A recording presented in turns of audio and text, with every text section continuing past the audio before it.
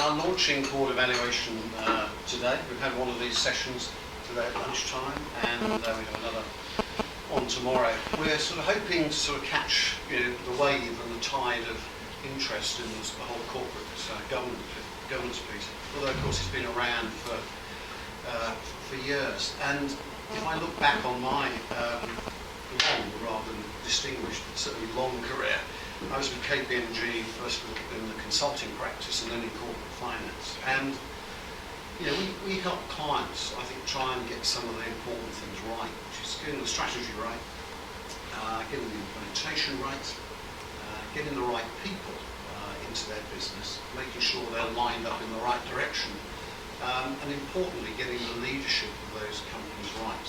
And without that, rather obviously, nothing works particularly well. So we're focused on private companies, on public companies, because there is a compliance requirement to report an independent review. We don't want to just come at this whole review process on the basis of it being compliance driven. So there's no, as I say, no set piece. It's all about defining the client's requirement, working out what are the issues. Some will be to do with succession, and that particularly applies in sort of private companies. A strong entrepreneur will think, where do I go now with this team? Do I have to invest, which they're often reluctant to do, to improve the business, keep it going, or actually make it saleable? And this isn't going to happen overnight. We would screen the top management group to work out where the square pegs and round holes, etc., really were, very successfully. And that created for us a process which we've refined. So ahead of going to a team or a board of directors, we will now ask them online. So I think the client emphasis is just to help us, but online give their views on the mission, things like the risk are right, whether knows what's going on, whether the non-execs are performing, whether the communication system within the board is right. And we then distill that sort of and aggregate that information, and then talk to each of the team members directly to get a feel for where the tension points are and what the issues are. Jean in particular has developed a sort of strategic health check to help companies sort of in a way monitor and assess how good their strategic planning is, which is a very helpful tool in all this, because unless you get the strategy right, you don't know what management structure or management competence you need. And then there is the sort of more compliance related governance review, which is about giving that independent sign-off. The Corporate Governance Code, as Richard suggests, applies to listed companies on main market only, premium listing, not AIM, or not yet anyway, but it's just good practice.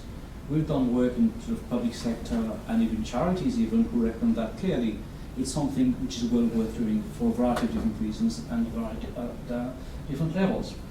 And as of June of last year, FTSE 350, this review has to be done externally by using independent facilitators. I think if you look at our consultants, there's history, banking, finance, accountancy, sales, marketing, strategy, governance, and 2 consulting psychologists. So there's a huge breadth of experience in the team. What you also need to know is all of us have had business experience of sorts before getting into consultancy. So we're not fresh out of a business school and MBA into business, although there's nothing wrong with that, I would suggest. But we feel we have a really good mix of both business, the hard skills, and sort of been there, done that school of Knox, and the qualifications and the experience. Our approach is very flexible. The discussion we had at lunchtime today is we certainly will go in, and we'll have a diagnosis, we'll pick the right consultant to do the piece of work, do a thorough and proper diagnosis, and then suggest a piece of work which sort of comes afterwards. Now, the piece of work can be quite small, can be a half a day sort of address, it can be something more comprehensive. It pretty much depends on the needs of the client. I can assure you all our consultants have been extremely carefully vetted. Everyone has signed up to a code of conduct and to a code of values, which clearly we expect them to behave, and they're good people on their way. And I think what we'd like to think, what makes us perhaps a bit different is we're not affiliated to any other firm, in that we are well and truly independent.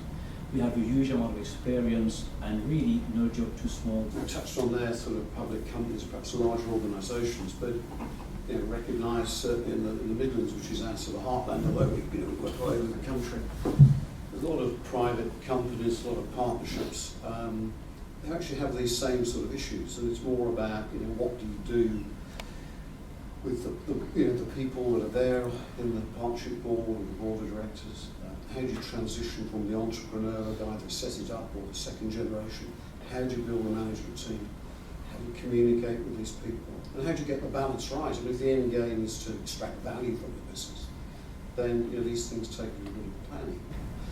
A lot of private companies, in my own experience, are overly dominated by not so much the individual, but the imprint of the individual is left on the organisation. It is done this way, therefore that's the right thing to do. And in good measure too, an underinvestment in good people around. So for private companies and partnerships in particular, I think there's a whole raft of issues about the people, about retirement, about succession. And it just don't fit itself into any great template. So, as Jean says, getting the board to come away for half a day and have a chit-chat and find out what's going on, to have something structured, to facilitate a discussion, to pick off individual directors who the owner perhaps thinks are not performing, to help as an independent sounding board. We do all that sort of stuff outside any templates, any sort of structures. The structures lend themselves more to larger companies and where there's a bit of compliance. But we've got some independently minded, independent people who have a lot of experience and can just help. Sometimes you just need to pick up a director and help it. It might need some assessment work, some development work.